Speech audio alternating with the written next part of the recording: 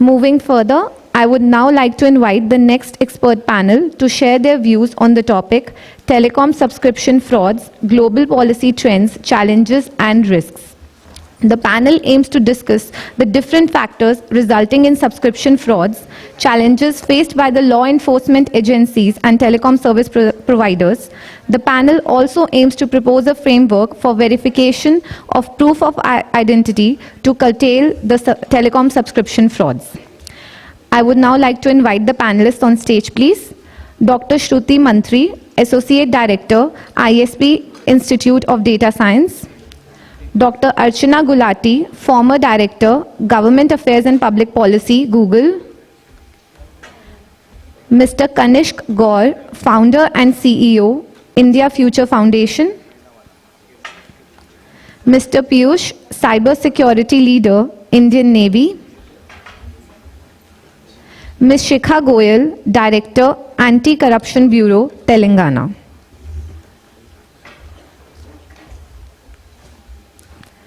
This expert panel will take place for 1 hour, and I would like to request Dr. Shruti Mantri to kindly moderate the session, please. The Institute of Public Policy. I really like to welcome all the speakers and the panelists for this particular session. It's indeed a privilege and an honor for me to be a part of this eminent panel which is here today. With the advancements, as you guys are all aware of, in the field of technology and telecommunication, the number of mobile subscriptions and people usage to mobile devices has been increasing day by day. According to a report of GSMA, there are currently around 10.57 billion mobile connections worldwide, which is in fact at times more as compared to the population in certain countries. In India, the number of mobile telephone subscribers increased from 1,170 million at the end of May 2022 to around 1,172 million at the end of June 2022. Now, why there is an increase so fast in the number of mobile devices is also because today the mobile connections do not just facilitate communication. It is also helping us access multiple different life enhancing services, which is we talk about banking, or it is healthcare or employment or voting at times, or even education. Pandemic only accelerated that particular usage which is there, because it allowed us to access these services remotely with the help of these particular devices. But in order to gain access to a subscription, that is a mobile subscription or a SIM subscription, one needs to identify his or herself. It's very important for us to prove our identity, also not only to just get the subscription, but also to be able to access these life enhancing services also today.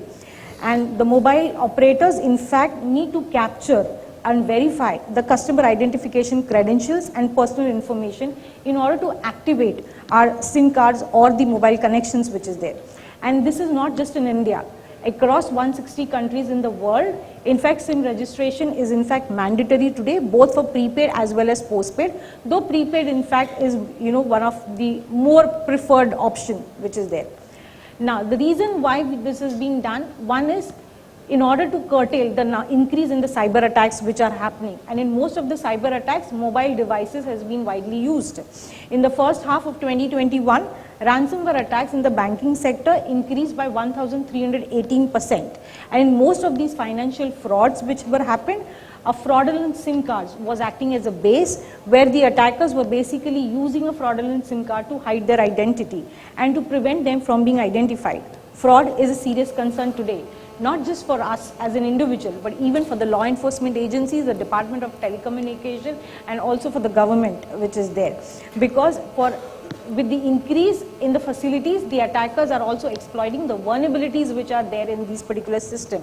That's my first question to Shikhaji is, in the last few years, we have seen there has been significant rise in the number of attacks which are happening on the internet or through the internet or the mobile devices which is there as compared to even physical, Since from the law enforcement perspective, we would like to know on your thoughts about where these, does mobile really play a very vital role in the increase in the cyber attacks which is there? Good morning, everyone. Thank you for having me here. We are living in a rapidly transitioning society. As per a recent Mint report, the internet user base in India is about 700 million presently and is likely to increase to 900 million by 2025. So which would mean that almost 50% of Indians across age groups and geographies are using the internet for some reason or the other. We are all work and play is happening on the internet. So it is very natural that the criminal will also shift to the digital platform, and not only shift, they are also innovating very rapidly. While all cyber crimes do not happen through the mobile device, a large number of them do, especially the cyber financial frauds or the cyber sextortions. They usually happen to use of mobile devices, and therefore the mobile phone number becomes very important for the identity of the criminal as far as we are concerned. Then the unrestricted availability or access to the SIM cards and cheap mobile phones, they ease the work of the criminal and make our job a little more tough. And therefore the subscription identity validation, the subscriber identity validation is actually very important in detection, prevention and reduction of certain kind of cyber crimes. So yes, it is really important for us as a law enforcement agency. Yes. Rightly said, as Shikhaji, today the number of online this has increased, and mobile does place at some point a vital role.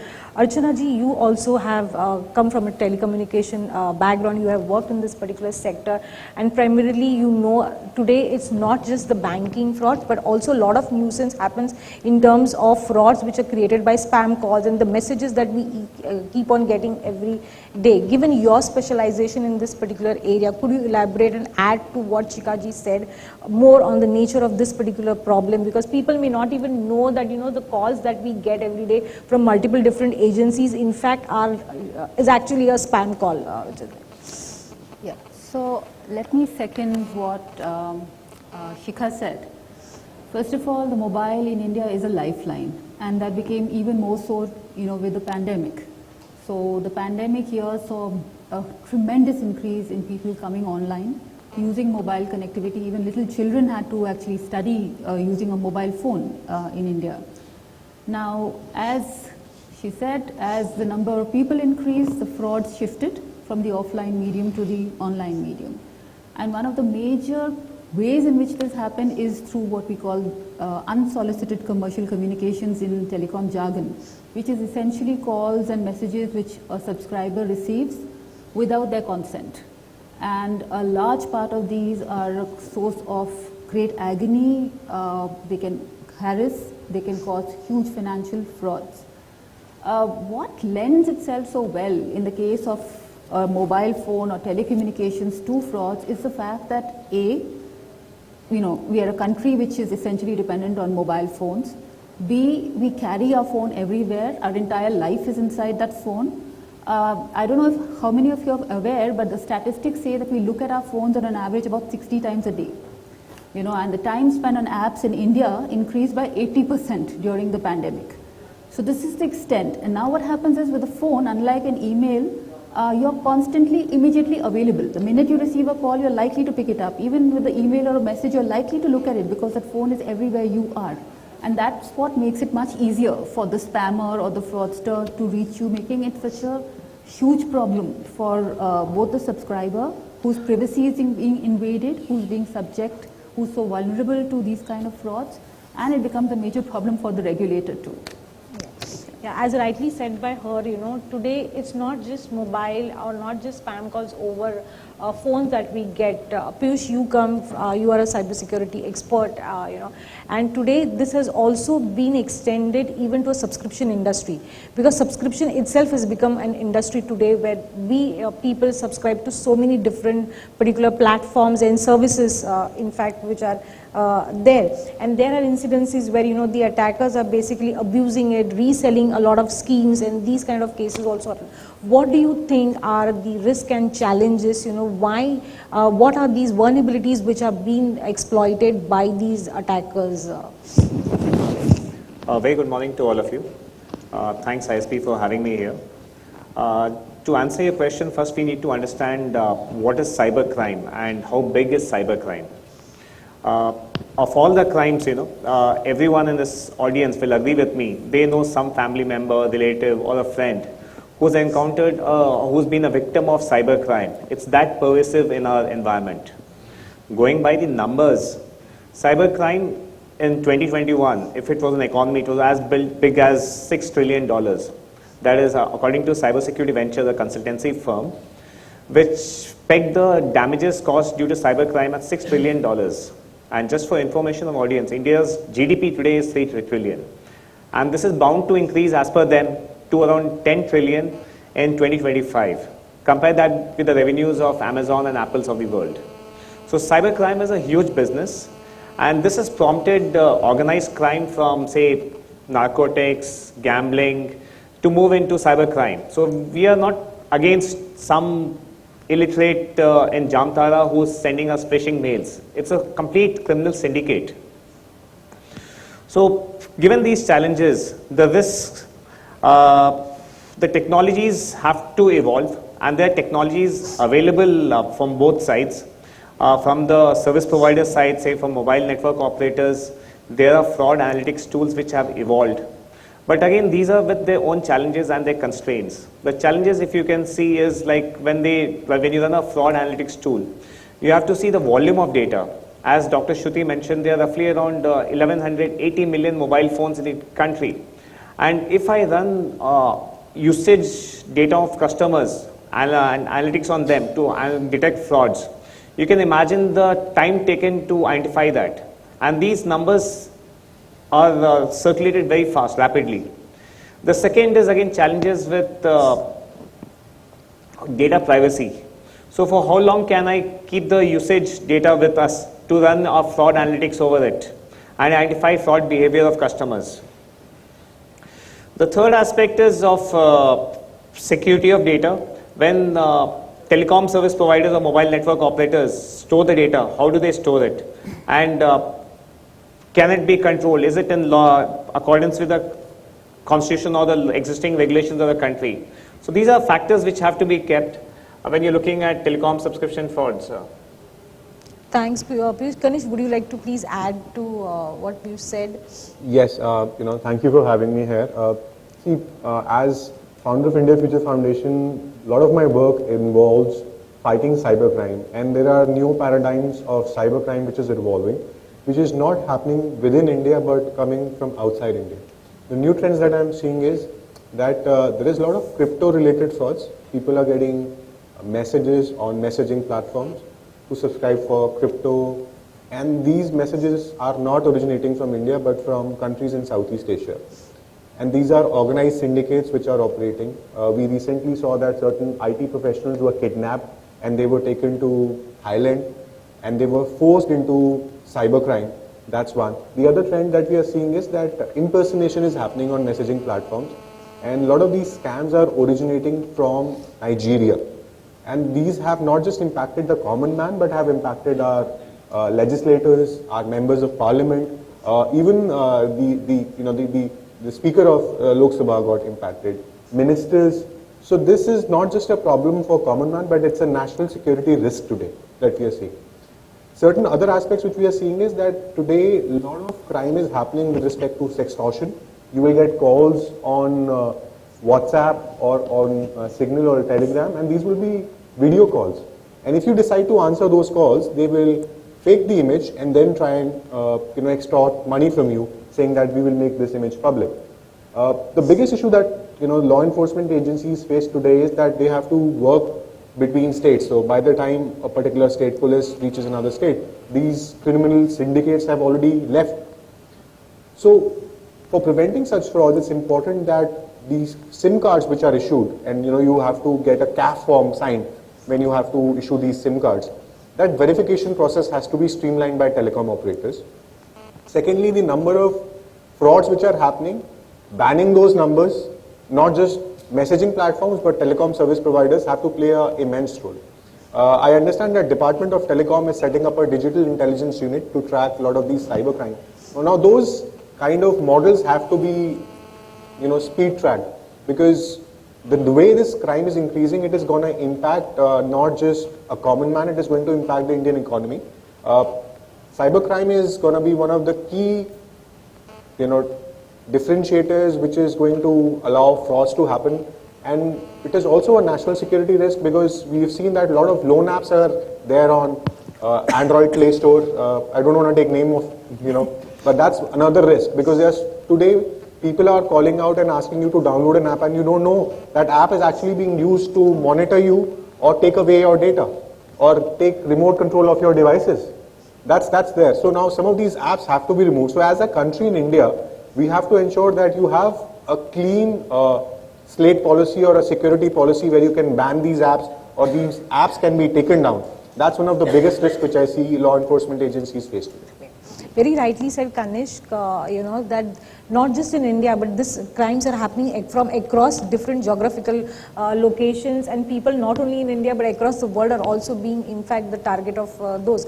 But as we all know, around 160 countries basically have policies in place where SIM registration is mandatory both for prepaid as well as postpaid. India is one of them, and in our country, as per the Department of Telecommunication guidelines, we have eKYC, DKYC, and the paper KYC. So different processes are there in place. Despite despite the number of crimes is increasing, we have never seen the crime getting decreased though the identity verification procedure or policies are in place. And at one end, as you rightly said, even the previous discussion concluded with saying, data privacy, people's information, data is getting collected. And Archana, from there, in fact, I would like to ask you, you have already worked on an international report, So at one end, we talk about people have to give their identity, validate their identity to get access to that particular services. And the other way, we also talk about, that consumers' access or data needs to be protected. Since you have worked in this area, how do you think, are the two related? What are the challenges when we want to implement and ensure that both are in place? Yeah, thanks for the question. So this is something, I'm going to start a little bit with a digression because it's not easily appreciated. When we talk about the number of mobile phones in India, we forget the divides. So even today, our teledensity is 85%. So it is the urban teledensity that's more than 100%. Rural teledensity is still less than 60%. Rural internet penetration is still less than 40%. Less than a third of Indian women own mobile phones. Okay. So one of the biggest problems that the government, not only Indian government, governments across the world face is increasing, firstly, normal access. That is getting people online because people will get left behind if they're not online. It's an ethical issue, it's a political issue, and it's a socio-economic issue. So one is this. Now we come to access to data, people's vulnerability. Now in situations like the pandemic, who's coming online? Little children, the youth, they are the biggest people, majority of the population online. You have aged people coming online, you have persons with disabilities coming online, they're extremely vulnerable. They don't know when they consent to give their data, the same data that is misused to create spoofed IDs or to sort of clone your SIM, they don't know exactly what they're doing. Digital skills are so lacking, with people who are compelled to be online. So these are major problems for, I think, firstly regulators and the state and law enforcement agencies to put their heads together on. And having worked on both sides, the technology side and the government side, what I would say is that with all the advanced technologies in the world, even technology companies are not able to keep up with the kind of sophistication with which fraudsters within our region, that is South Asia, or even say Nigeria, come up with new ways of cybercrime and of harassment or of fraud. So it is both parties, in fact all parties, the consumer themselves needs to be educated, regulators need to come into play, technology companies need to do more, but all of them have to meet each other halfway. It's not a problem that can be solved by either party. Yes, just Piyush, I would like you to add, how is this landscape different, in UK and US from the developed countries? Okay, so what we need to understand is what type of consumers are there in India and UK and USA. In India, around 85 to 90% consumers, depending on the rural and urban divide, it is prepaid customers, whereas, and the remaining are postpaid customers, of course. Whereas in the UK and US, it's a converse. Most of the customers are postpaid customers, and very few, that is around 20-25% only, are prepaid customers. So the frauds which happen in UK and US are more related to the subscription-based frauds, where the identity proofs or the credit card details are obtained from a dark web, and subscriptions to obtain high-end phones and plans are taken. And when the company realizes that these plans or the customers are fake, the phones are lost because they're not able to trace, and the revenue is lost. And the worst part is that these companies generally don't report this as fraud, they report it as bad debt. So what happens with bad debt is, like roughly I was reading one article which says that 40% of the bad debt is actually frauds from telecom service providers in the West. So what happens is when these companies don't report it as fraud, they don't get investigated, and then they are ignored by the law enforcement. The problem in India is something else. In India, since most of the users are the prepaid, the identity proofs are given using ID mules, or people like one person maybe having a 10, 12, and from the entire village, they get the ID proofs, and based on that they get the SIM cards and those numbers. And these SIM cards are distributed for financial gains, and they are further used for perpetuating crimes. So there's a complete difference, and it requires a different approach in terms of what kind of strategy is required to prevent these kind of frauds. Yeah. As rightly said by Piyush, that's where my next question to Shikhaji is. He mentioned, person have multiple different identity proofs and proof and address, and as per the Department of Telecommunication guidelines, which is we can use any one of those in fact to procure a SIM registration. Now each one of them, whether it is Aadhaar or it is voting or the driving license itself, are different sub units. So when these in fact crimes are being registered and the law enforcement agencies start investigating these cases, what are the challenges the law enforcement agencies face when they have to investigate the crime, but in that crime one person has used multiple different proofs of identity or proof of address to identify or validate himself. And do you think from the law enforcement perspective, any one identity proof would be better to be used, and should the Department of Telecommunication in fact come up with some new policies on those? Cybercrime investigation is a very complex, partly because what other panelists have said. These are mostly multi-jurisdictional. The criminal is placed far away from the scene of crime. So you have a Dolly Sahu sitting in Jamtara emptying the accounts of an elderly couple in Warangal as well as of a page 3 person in Mumbai or Delhi. Then the other thing is that there are hundreds of victims even before the crime gets reported to us. Another thing is that the money which is taken away from the account goes through a complex chain of payment gateways, wallets, bank accounts, most of which are mule accounts. So, and finally it is probably either converted into crypto or it may be withdrawn in cash from an ATM in some remote part of the country. As other panelists, it's an organized thing. Even if you're talking about Jamtara, which was the fishing capital of the world in a way. These are organized. We have clustered hubs which have come up, and it's just like a cottage industry in those places. Now the new Jamtara which is coming up is this triangle including Mathura, Bharatpur and Mewati areas. And at times when I was looking after the cyber crimes in Hyderabad city, we sent team to Rajasthan. Our people were attacked, physically attacked, bullets were fired. So it becomes very challenging this. Another is that there are syndicates for procurement of these SIMs. So there is an ancillary ecosystem created for SIMs. Our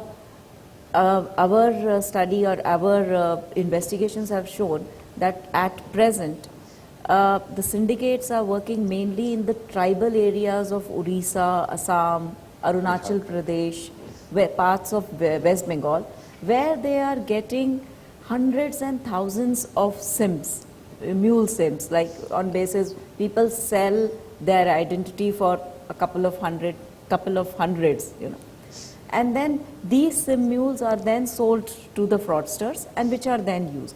Also there's a recycling among gangs, you know, so a group of SIMs which are maybe presently used in one part of the country for one gang, for one MO, will after a few months be sold to another set of gang which is in a different part using different MOs. So at times when we arrest one gang, suppose I arrest somebody, 9 criminals, and recover hundreds of SIMs, they would have moved and done different MOs across different geographical. So it's very difficult to, you know, unravel this logistic chain and reach to the real criminal.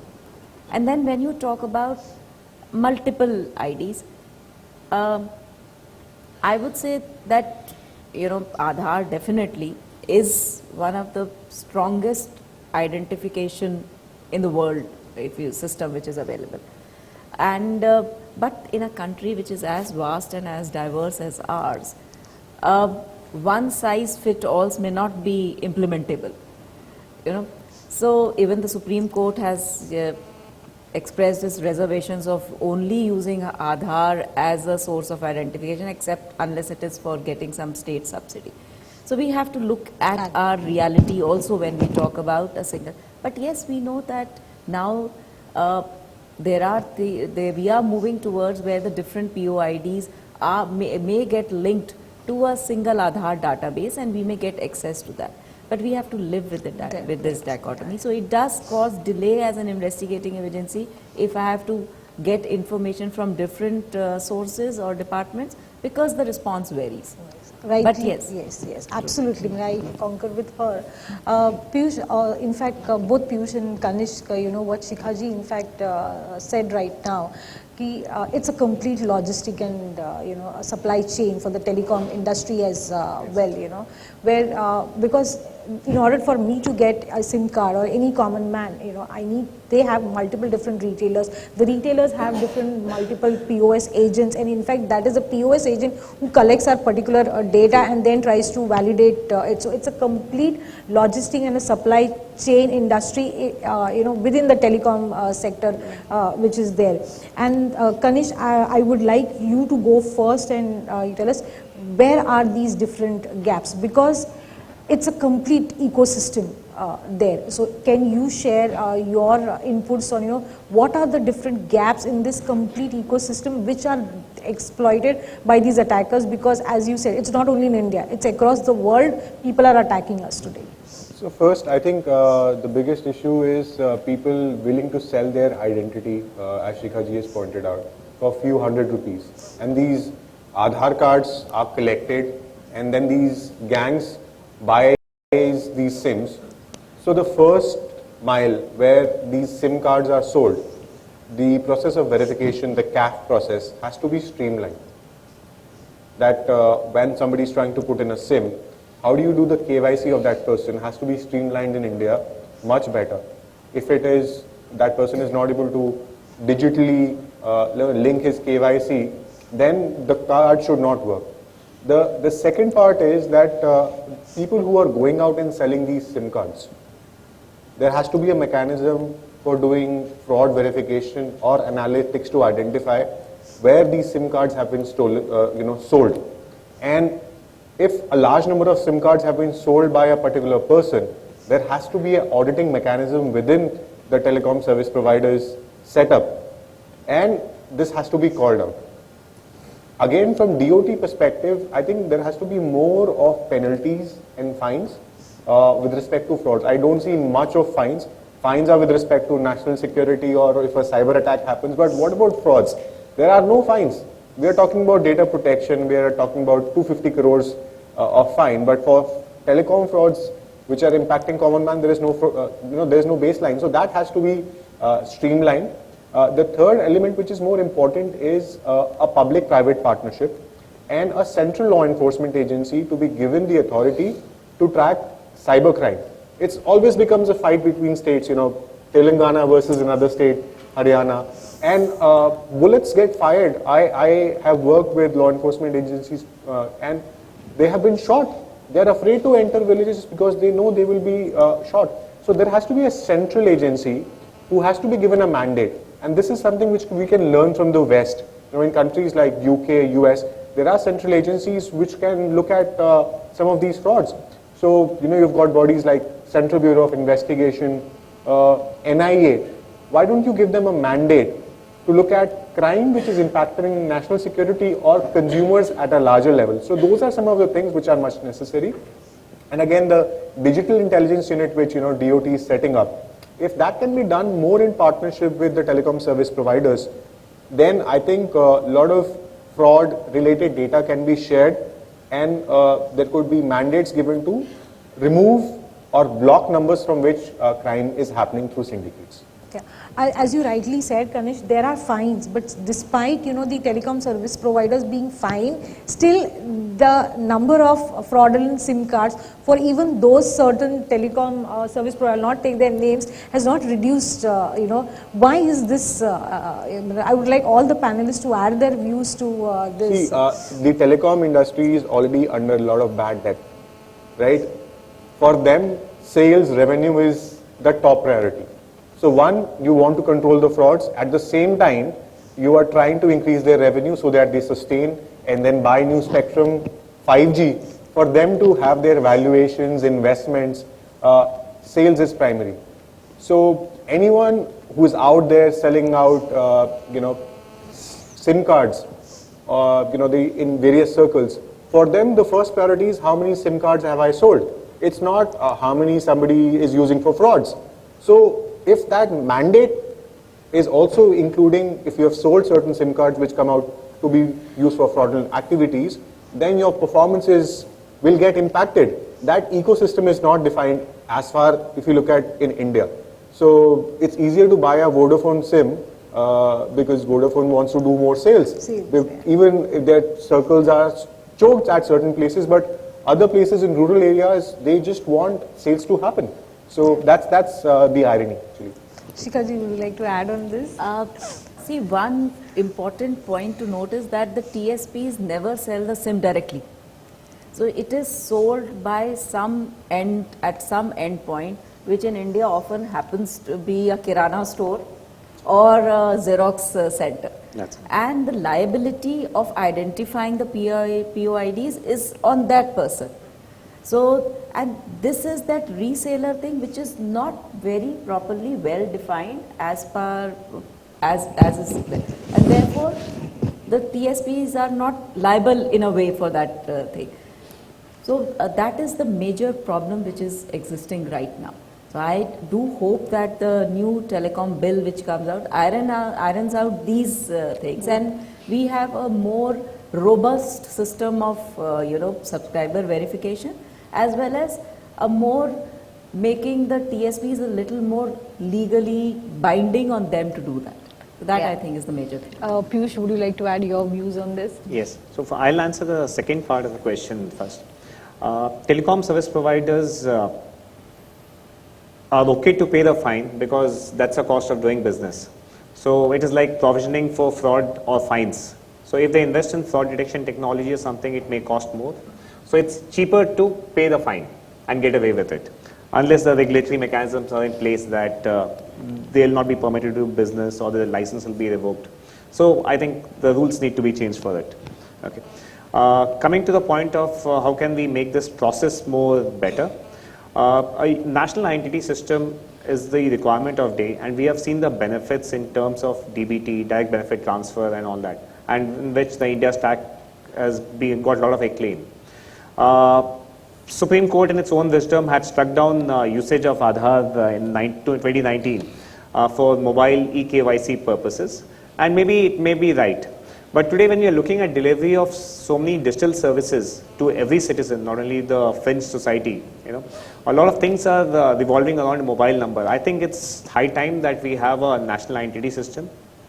Maybe Aadhaar, maybe not. That's left to debate. But there can definitely be innovations where, as Kanish brought out, the point of sale point, like the Kirana store, can we have an authentication technology or some innovation in terms of technology-wise or process-wise, where we are able to verify users? So that should be able to solve this problem per se. Okay. The other aspect is, Ms. Swati, Ms. Shikha Goyal also had mentioned about law enforcement. One NCRB statistics which I read is something that in 2020, there were around 40,000 cybercrime cases pending, which are pending in courts. Out of that, only 1,600 judgments were delivered and 1,200 were convicted. That's roughly 3% conviction, okay, of 40,000 cases in the court. So if the law enforcement and the judiciary don't catch up with the crime syndicates, okay, how will people be dissuaded? You don't jump a signal because there's a traffic cop there. So what people have done is they put a camera, they have got ANPR plates, right? So that's why we don't jump signals. There's a disincentive to not commit a crime, and that it has to be done by the law enforcement and the judiciary. And more importantly, what I personally feel, it's my personal opinion, that right to cyberspace or secure cyberspace should be a public good. Like the way we are expressing our opinions freely here, it's right to freedom of speech, right? So right to secure cyberspace should be a public good. Only then the ecosystem can evolve to give us a more secure environment. Archana, since you have seen both the I sides know, here. yeah. So I just want to take this discussion to a slightly higher plane. Again, I know that we can focus narrowly on telecommunications, the SIM card and the subscriber, but again, let's not forget that we are a country where the telecom service providers must go and provide connections to those vast millions who are still not connected, right? So it is important to go out there and do that. Second thing is, when it comes to the source of verification of subscribers, we are a population where a lot of people don't have a cozy home address to give. They are migrant labor in this country. So where is that identity and how strong is that identity? And can you actually deprive somebody of the essential right to connecting to mobile networks and the internet just because they don't have that identity, is the second question I would like to pose. Having said that, there is no denying that the problem of fraud, scams, misinformation, bad content is enormous. But I also want to just digress to one other point. Let's take the problem of lending apps, right? Now, as a financial regulator, I would also think that there's a whole portion of society that's deprived of credit, right? They're outside the credit system. Why do they fall prey to these lending apps? Because they're desperate for credit. So as government, I would need to address that problem. So there are real problems behind these frauds. Why do people fall prey to frauds? Digital skills are lacking, awareness is lacking, education is required. There are real problems out there. There's a lack of authentication of lending agencies, right? It was later that RBI came up with regulations saying that, only bona fide lending agencies, we will have a list of it, and so that people are aware that these people who are calling are not bona fide lending agencies. So beyond telecom and beyond everything that we can do to strengthen cyber security, improve subscription, and of course this is a continuous effort that will take place between DOT, the telecom subscribers, law enforcement agencies. As government, and somebody who's worked for 3 decades in the government, I know that there are larger problems, and these are all symptoms of those problems. So we have to address everything simultaneously. As she rightly said, at one side it is like, yes, one needs to give its identity. There are certain sections of the society which still don't have a proper identity because of which they have been deprived in accessing these services. And then there are challenges which we are putting on the law enforcement agencies as well. And we as people also keep on thinking, do I need to give my biometric? Should I give my biometric? And a lot these questions come in our mind is because there are many concerns. Where this data will be stored, will the providers share this data will be with the government agency? How long the government agencies is going to keep the data with them? How the government agencies are going to use or are they following any currently data privacy policies or certain particular guidelines, in fact, to protect this. So Shikhaji, every common person has this particular question in their mind, certain queries when the law enforcement agencies are investigating these particular cases, when you all receive the caps which are there, so your views on, that will help the people also to come out of that bubble, even if my data is there with the government, it will be safe. See, as an investigating agency, when we get this information or we use it for the purpose of investigation, it is completely confidential information. It's not that we share it with anybody. I mean, we are not supposed to share, we are not quite sure. They are set protocols of investigation of crimes. There are SOPs, defined SOPs which we follow. So it's not that the data will go anywhere.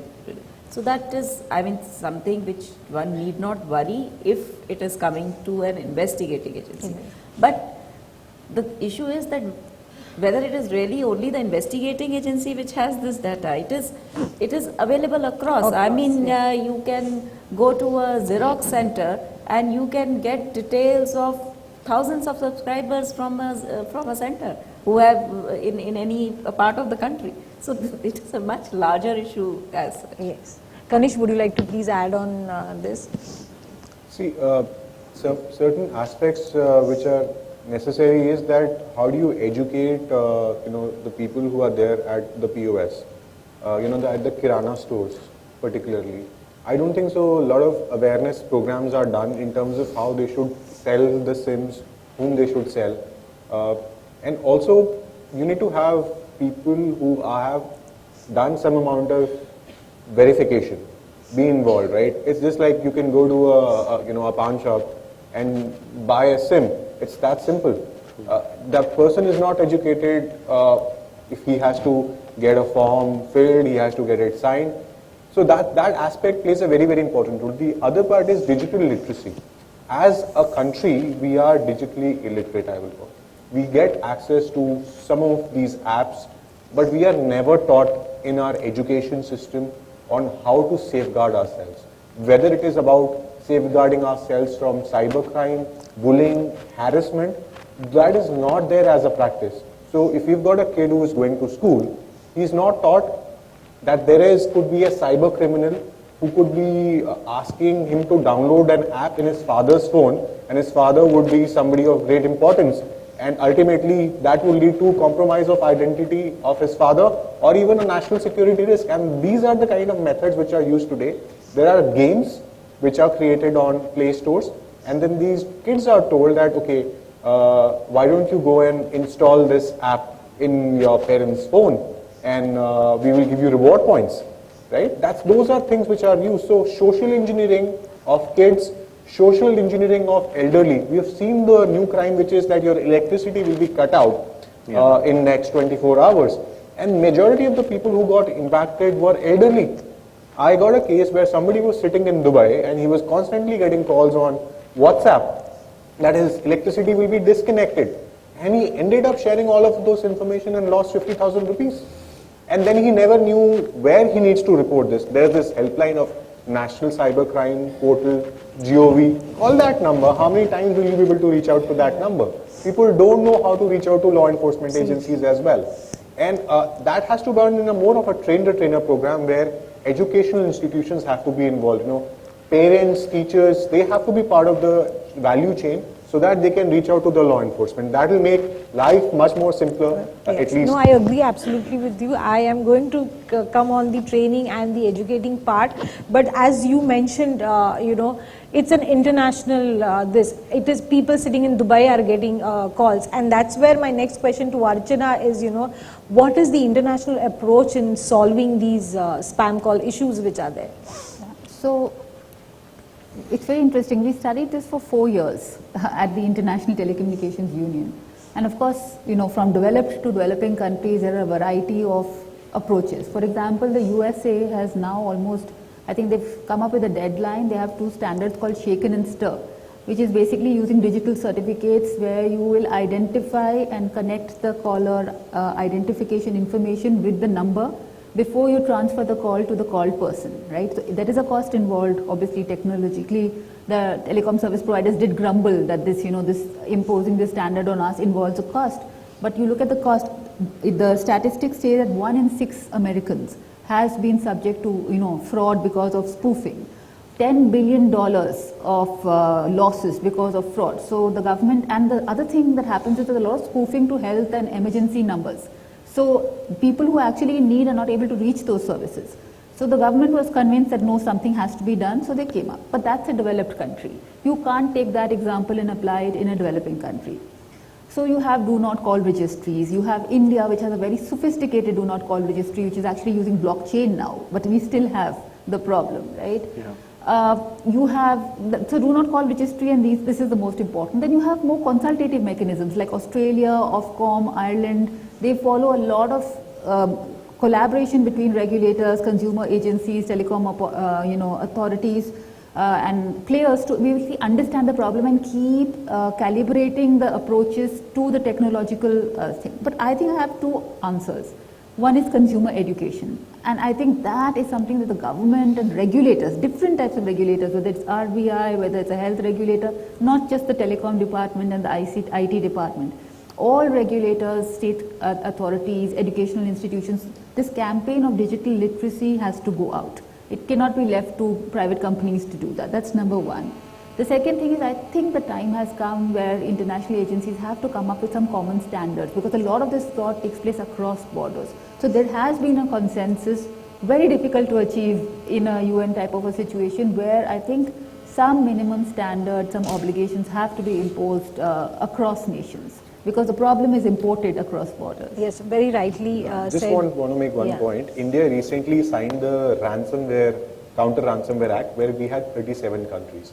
Similar kind of act has to be created in the cyber domain to counter frauds and cybercrime. That is something which is in So something like a cyber Interpol kind of organization. Yeah, it could be taken up at a UNGG level, but something like that has to be there, because if a crime is happening, say, from Southeast Asia, or it's happening from China, how do you counter that? There's no mechanism, right? You have to use the MLAT, you have to use the Interpol route. There has to be a better mechanism to counter cyber. Yes, absolutely. Now, Shikhaji, Kanish mentioned one point is consumer training and making them aware. We always talk about. I have seen here also in government of Telangana, and even a lot of efforts are being taken by the law enforcement agencies here in Telangana and Andhra Pradesh as well in training or creating that awareness about security. What are the efforts, if you can tell the audience here, and how much of those efforts also include information about identity protection, or if that is also being covered, that will really help the people, sensitize them about not sharing their details with people, because eventually we have to protect our self. First thing is that despite all the awareness and talk about cyber crimes across channels or news or this, the cyber crimes are increasing. So, it is something which reminds me of the helmet or the seat belt rule, is that we all know that if you use helmet, it saves your life, but given a choice, 75% of us would not use a helmet. Same goes with the cyber crime, that most of the people know what are the MOs which are used for doing cyber crime, and it's become a part of everyday narrative. At least mostly in the urban areas, at least it has become a part of the everyday narrative. And even then, people continue to fall prey to it. And I mean, I know engineers and MBAs and police officers who have fallen prey to the OLX scam. So, personally, I do feel that there is a limit to all the awareness part. Why it mostly happens is either you are gullible, or you are careless, or you are overconfident, or simple greed. I mean, we were just talking about the loan apps. The Hyderabad City Police was the first to detect the loan apps in the country, and it was a 30,000 crore scam. And we were the ones, in fact, the RBI guidelines came after we wrote, and we had detected that case. And only then the RBI gave those guidelines. And the thing is that we did it 2 years back, and about 160 apps were removed from the Play Store. But even today, new ones have come up, and still there are people committing suicides because they are being harassed by the loan apps. But one simple thing was that why will anybody offer you a loan without any collateral. Is there anything? There are no free lunches anywhere. Yeah. So, but we are so gullible, or we are so greedy at times, or needy at times, because of the things that you fall prey to those things. So it's a very large area, and when we're talking about, so definitely as a law enforcement agency, we are very much into the awareness part, and we have touched, we're talking about schools, we have touched in the last 1 year 30 lakh school students. And we have a set program every year of having cyber warrior kind of a thing in schools. So there are set things which we are doing. But yes, while there is definitely a lot more scope for creating awareness, there are many systems and protocols which need to be put in place. Just mere awareness is not May something not which help. is going to Absolutely. help us. Yeah. I would really like to take certain questions from the audience, because I'm sure even they would like to, talk to the speakers. Yeah.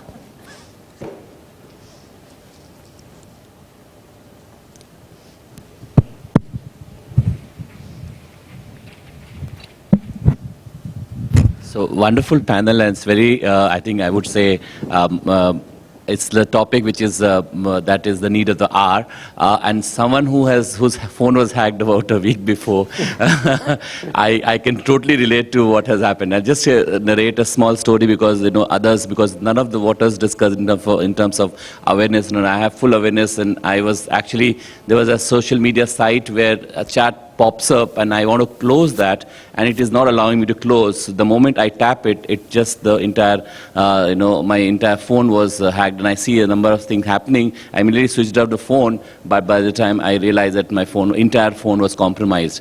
So the technology, the guys are actually at it. Their new and new technology is happening, and probably then we cut down on our social media food that we take. But even then, so I'm saying that we are quite vulnerable in that sense.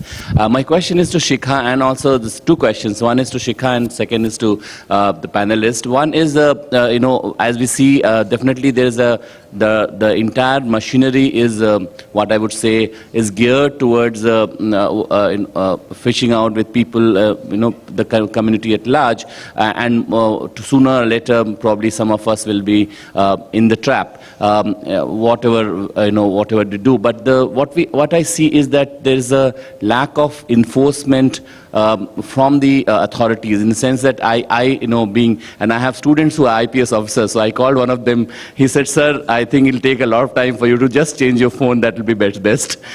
So the old part is that how do we actually look at this? Is there a nexus also apart from what we know otherwise? Something which we don't know that we need to work towards. That's one question. And to the panelists, anybody who can answer, is there anything that we know which is best practices that we can actually adopt from other countries, where especially in terms of regulations, in terms of how we curtail the crime? Yes, over to you. So as far as, one thing which, first I would like to say is that as far as Telangana is concerned, we have created an enabling ecosystem to report the crime. So we have the Center of Excellence as T4C, the Telangana State Cybercrime Coordination Center. Since its last 2 years, we have received 70,000 complaints, and it is linked to the 1930 national helpline and to the Indian 4C, and it provides for us, one, to do a debit freeze, and secondly, access to the KYCs of the mule accounts. And in the last year itself, about 38 crores have been frozen in various such accounts. So, and we've gone against the tide and decided that we are going to register every cybercrime that gets reported to us. And despite we know that it shoots up our crime figures. So in last year, our cybercrime has shown an increase of 57%, because we know that each crime will have multiple victims. So we don't want to wait till it becomes a big crime. So even if one person reports that my 1,000 rupees are gone, we want to register it that level, so that we are able to prevent the 1 crore thing. That said and done, it's very difficult because as I told earlier, the the thing of cloning of SIMs and all is a time of the past. I mean, it used to happen 3-4 years. Now people are willingly giving that for a few hundred, as we discussed. And so when we do that investigation and reach somewhere, going to the last person becomes extremely difficult. Secondly, we face a problem in the courts. Now the court says the SIM is registered in the name of X person. Have you, where is the statement? Who is this owner of the SIM? Now that is some tribal sitting in Arunachal Pradesh. So Telangana is, you get the criminal, you don't get the SIM owner. But the court is insisting for the SIM owner. So you're talking about just 3% conviction and number. These are real issues. And you're talking about nexus. Definitely. I mean, as Piyush mentioned, I mean, it is easier to pay the fine than with path. Similarly, so when you have to build in India, there is, at times those things are there, which are difficult to get because the liability of the TSPs is very, very limited. That is the main. I think the second question was, from the international other countries, any good things we can adopt in the Indian scenarios? Yeah. So in certain countries, they have created mechanisms where government tracks Play Stores to see what kind of apps are there. And there are ratings which are given to those apps in terms of safety, in terms of privacy, and then those apps have to be taken down on the request of the central government. So in UK they have this policy of secure mobile apps where apps have to be taken down if they are causing any kind of misharm, they are causing any kind of security risk related to consumers. I think in India, the number of apps which get created, it's very difficult to get those apps taken down. So there has to be a mechanism that if we can adopt, that's very, very important. The other thing which we see is that people who solve cybercrime within law enforcement, they get posted out. And once that officer goes, it's very difficult for you to set up that unit. And I've worked with people who are extremely good at solving cybercrime. And there would be an IPS, fantastic IG level person, and he's doing something else in life, whereas his expertise is in solving cybercrime. He would have solved so much of crime. Those people, their tenure has to be, elongated. And last but not the least, we have to improve our cyber law. The Indian IT Act needs improvement with making changes, looking at online gaming, but with respect to cybercrime, so we can put people behind bars. And lastly, training of judges. I think the biggest issue today is when you have got a cyber crime case taken to a court and you have to explain the technology details to a sitting judge and he doesn't understand technology. And you have to put, you have the criminals, but you get frustrated because the judge doesn't understand technology. So that's also plays a very, very important role. I'll just add, when you mentioned online gaming, we were able to take action against online gaming and book cases in Telangana only because Telangana has an act and we are one of the very few states in the country who have that. Otherwise, online gaming is not a crime in India. Crime. In India, absolutely. Just adding to what Kanish said, the other point which I see is when you look at other advanced countries and all that is having a central agency, a federal agency, something akin to NIA, with branches in all states which are managing cybercrime, because cybercrime, there's jurisdiction is different. So that is one suggestion. Answering your point, what good practice is, every country in the world is impacted by cybercrime. The volumes may be different, but I don't think so. We can only collaborate and share notes, that's it. But we cannot copy one's model, one cookie cutter approach. We just can't do that. Yeah, thanks. If I can, please. Again, sort of take it a little higher and say that this is it's like a vicious cycle. You see, it'll never stop. There'll always be new technology, there'll be new regulation, there'll be better cybercrime management. It really made me laugh when you said that, that civil servant who specializes in this should continue.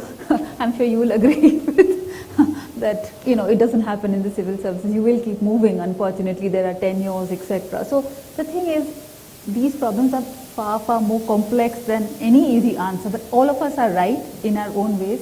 But what I would say is regulators, different actors in the system must play their part when there are real world problems, because ultimately, as you said, it's only that all the crime that was taking place in the real world, in the offline world, has shifted online, right? So the approaches are pretty much the same, the reasons are pretty much the same, only the techniques have changed. So I think we need to address some of the real world problems too, because people fall prey because of a combination of various factors, partly technology, partly law enforcement, partly real needs, right? So at the end of the day, this is a continuous process. We'll be forever catching our tails. But yeah, everybody is right. Any more question? We'll take one last question and then we'll conclude. Yeah, please.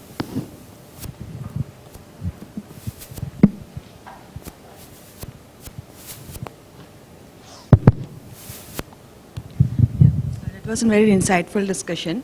So I just want to know, like, from the experts, is there any way that we can prevent from being a cyber crime victim or something? We know the basic information, but I would like to know, is there any tips or information or cautions that you want to like to give to us so that we can prevent being a victim of the cyber crime?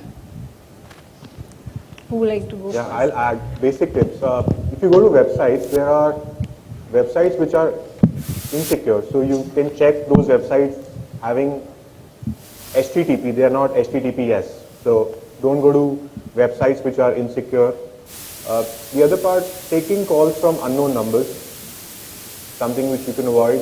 If somebody is randomly calling you on a messaging platform like WhatsApp, which is a video call, don't take those calls.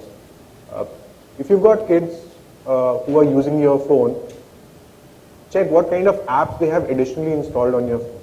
A lot of time kids put certain kinds of apps which are there. Then there is this sense of urgency for us that somebody is calling us, somebody's lost money. Controlling our nerves when somebody is asking you to make a transaction or pay in case of emergency. A lot of times we see new kinds of frauds where people feel that somebody is in trouble, their friend, and is needing money. So that's important. And sharing of OTP, PINs, don't share those. If somebody is calling you to upgrade your card from a random number, that's don't share those your details. Also, when people come to verify you for your KYC, verify them first. If they are from those organizations, there are these credit card organizations who send people to verify you, and they will take all your information and they will never identify themselves or put all of your information on a Gmail ID or on a WhatsApp number. That's your personal information. So protecting your PII, personal identifiable information, is very, very important. Your Aadhaar cards, don't allow people to take a copy of it. I think those are basics which are there, which need to be followed. Never download an app which asks you to scan a QR code. Never scan any QR code for transferring of any money from any unknown sources. Don't believe anything which sounds too good, but it's human nature. Just a few days back, I got a message which appeared to be coming from Amazon saying that you've done good purchasing in the last 1 year and therefore you are now getting an iPhone. And I was just about to click that link and suddenly I realized, nahi karna hai. So, it's something, don't believe in anything which is too good to be true. Yeah. Don't click on malicious links. There are a lot of malicious links which you get on Amazon, Getaway. Most of you would have got that, your SBI has been disabled. For want of Yeah, KYC. you click to enable it. You might even not have an SBI account. So you have to be smart. You think before you click anything. We have in fact exceeded the time, but there's one request she's making, so I'll take that last question. A thought to ponder later on among the audience and the panel.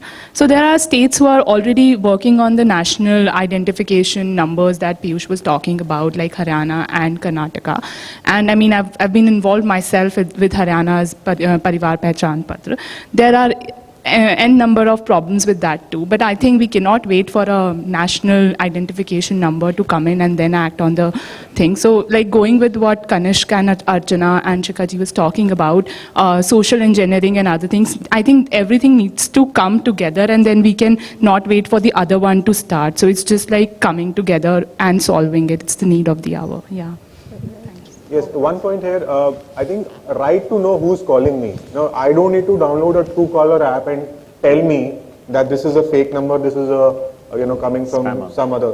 That's a right. If that can come as part of the telecom bill, that will help to at least save people from new kinds of cyber. But that also is about privacy, my privacy, right? If right to privacy again, that comes again if somebody is telling you that I'm Ashima and I don't want somebody to know that I'm Ashima. So it is at a cost of privacy also, Kanishk. I think that we should also talk about that. If we are saying this right to knowing, the government should come in and make a system that who's calling me rather than Truecaller doing it. So the solution is that your telecom service provider actually does that verification. Yeah. Or a third party which is authorized by the government and the telecom service providers does the verification on your behalf while keeping your identity Exactly. safe. Absolutely. You So can that link is it up. exactly. You can That link is it up to a exactly government what app. is being done in the US. For Yeah, example. exactly. That is what I'm trying. Any closing thoughts? I would just like to thank you for inviting me and say that this was a really enlightening discussion. I've learned a lot from the fellow panelists and the audience. And I think, as pointed out by our audience, it's many pieces which have to work simultaneously. We can't just hold one end of the problem and try and solve it. It requires a combination of education, solving real-world problems, tackling the cyber crime issues, tackling the telecom issues simultaneously. Thank you. Shikhaji? I would say that, one, I would like to say that do assure you that law enforcement agencies are not just sitting back and relaxing. We are very much aware of what is going on and we are very much doing what is possible, and there are certain things which we are doing which actually I cannot share here also. We have got certain technologies and all which we are using at least in Telangana, and that is how we know that where those SIMs are being procured and all, as I told that now we know which are the areas where bulk is happening. And we also are in coordination with all the agencies, so if somebody, any cyber criminal gets arrested in any part of the country, his or her details come to us and we compare them with all our database, and there have been instances where we have detected hundreds of cases in one go by arrest of somebody in some part of the country. So it's not that, and there are certain other states which have also developed some other tools which are partially successful, and I'm sure it's we are learning as we are moving. It's like that. But I also say that a bottom line for this is that this as a user, you have to be very cautious. See, whatever precautions one used to take while preventing a crime in the physical world, similar or even more precautions have to be taken when you are on the digital world. So that is actually the biggest key to prevention of these crimes. Absolutely. Piyush, your thoughts? Ms. Shikaji has stolen my thunder. Basically, what I wanted to say was that whatever precautions you take in the physical world, it's the same precautions you have to take it in the digital world itself. आपको रात को सड़क पार करनी है, अंधेरा है, तो आप संभल के ही जाएंगे. So same is the case with digital world. Think before you click, and as the gentleman brought out, that it's a zero-click exploits. The exploits will keep changing, the technologies will keep changing. It's what you think about it. That's it. I think you've given us the catchword for, I think, how the campaign should go now. Think before you click. So it was. In fact, I was thoroughly enjoying, this entire discussion and your thoughts of all of y'all. So, on behalf of Indian School of Business and the Bharati Institute of Public Policy, I thank all of y'all, for agreeing, being a part of this wonderful panel. Share your thoughts, and as rightly said by all of y'all, and even pointed out from the audience as well. It's not the job of one department. It has to be efforts of all the different departments coming together, and also the end user. We all need to ensure our bit of part to be done in order to be secure and safe in this cyber world, as well as the telecom world. On that note, I really thank all of you all, and once again the entire audience as well, to be a part of this panel discussion and making it so enriching. On a last note, I would really appreciate all of you all, and just we would like to thank each one of you with a small token of appreciation which is there.